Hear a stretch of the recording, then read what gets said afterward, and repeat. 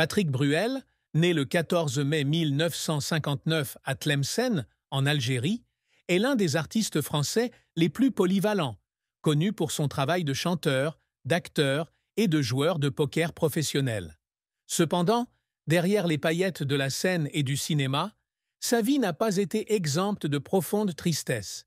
La plus grande tristesse de Patrick Bruel fut probablement la perte et la solitude ressenties durant sa jeunesse, lorsque sa famille dut fuir l'Algérie en pleine guerre d'indépendance. Issu d'une famille juive, Bruel grandit pendant la guerre d'Algérie, 1954-1962. Très jeune, il dut quitter son pays natal avec sa mère et ses frères et sœurs pour la France, laissant derrière eux souvenirs et racines culturelles. Cette migration fut non seulement un changement géographique, mais aussi une profonde rupture spirituelle, car il se sentit aliéné dans un nouveau pays où il dut reconstruire son identité et s'intégrer à une société différente. Cette tristesse n'était pas seulement liée à la perte de sa patrie, mais aussi à l'absence de son père. Le père de Bruel, ingénieur, a quitté la famille alors qu'il était jeune, laissant un vide émotionnel difficile à combler. Dans de nombreuses interviews, Bruel a confié que le manque d'amour et de soutien de son père avait profondément affecté sa vision de lui-même et ses relations ultérieures. Il se demandait souvent ce qu'il aurait pu faire d'autre pour le garder, et ce sentiment d'abandon est devenu une douleur profonde et persistante, même lorsqu'il a connu un grand succès professionnel. Cette tristesse ne s'est jamais vraiment dissipée, se cachant seulement sous un sourire et une énergie explosive sur scène. De plus, Bruel a admis qu'il lutte souvent contre un sentiment de solitude, même entouré de milliers de fans.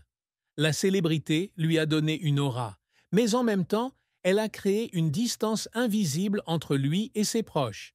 Il a dit un jour, « Parfois, debout au milieu d'une foule, je me sens comme le plus seul. » Cette tristesse provient non seulement de pertes personnelles, mais aussi de la pression de maintenir une image publique irréprochable, une pression qui l'a souvent épuisé mentalement. Patrick Bruel est une icône du monde du divertissement français, avec une carrière de plus de 4 décennies à travers la musique, le cinéma et le poker. Cependant, son chemin vers le succès n'a pas été de tout repos, jalonné de défis, d'échecs et de moments qui l'ont fait pleurer. Bruel a débuté sa carrière d'acteur. Son premier rôle dans Le Coup de Sirocco, 1979, a marqué un tournant, révélant sa renommée au public français. Ce film, qui raconte l'histoire de migrants algériens en France, semblait refléter sa propre vie. Ce rôle était non seulement une opportunité de carrière, mais aussi un moyen pour lui de renouer avec ses racines. Son succès cinématographique s'est poursuivi avec des films comme P.R.O.F.S. 1985 et L'Union sacrée 1989, où il a démontré sa polyvalence d'acteur, des rôles comiques aux personnages psychologiquement complexes. Cependant, c'est la musique qui a propulsé Bruel au sommet de sa gloire.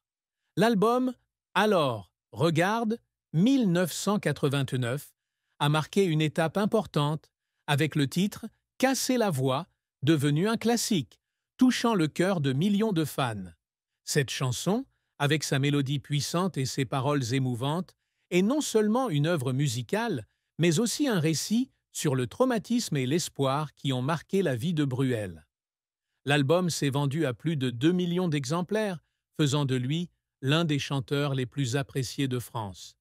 Les albums suivants, comme Bruel, 1994, et juste avant, 1999, ont consolidé son statut, avec des chansons comme « Qui a le droit » et « Je te le dis quand même », devenus des titres emblématiques, souvent repris en chœur par le public lors des concerts.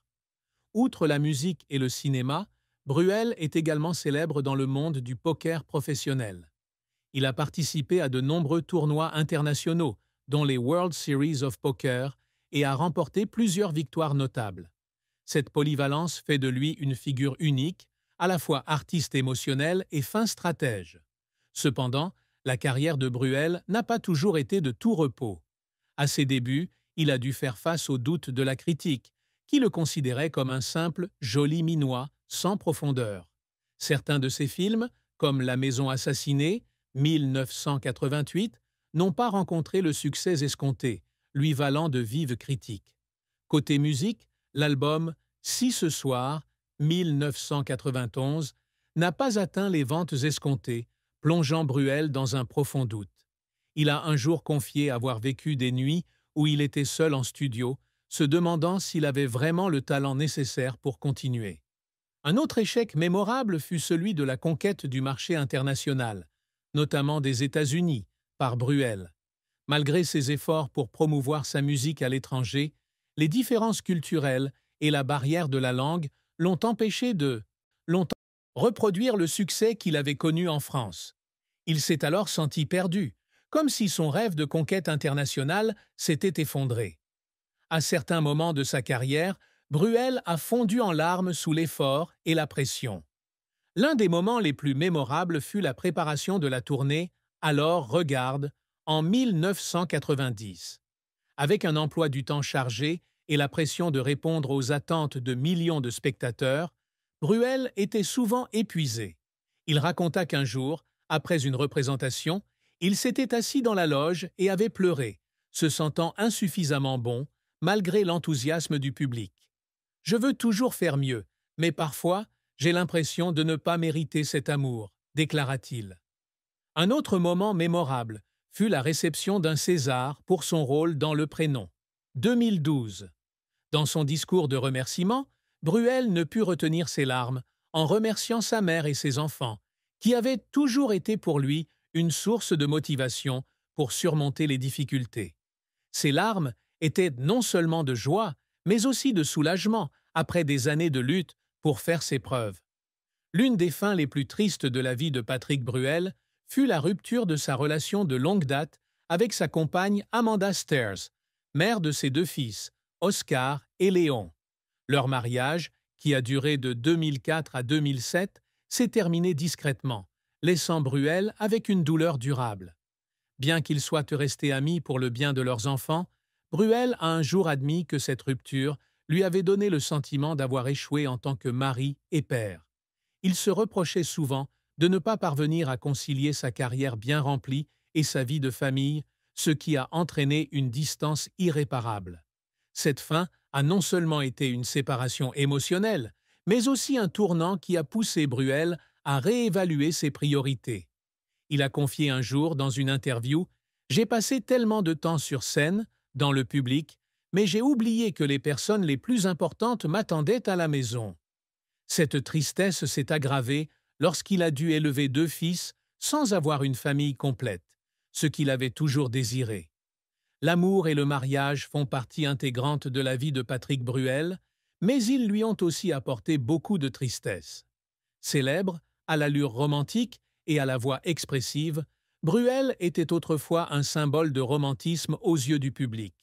Cependant, sa vie amoureuse fut faite de hauts et de bas. Son mariage avec Amanda Stairs, écrivaine et dramaturge française, fut la relation la plus marquante de sa vie. Ils se sont rencontrés au début des années 2000, alors que Bruel était au sommet de sa carrière.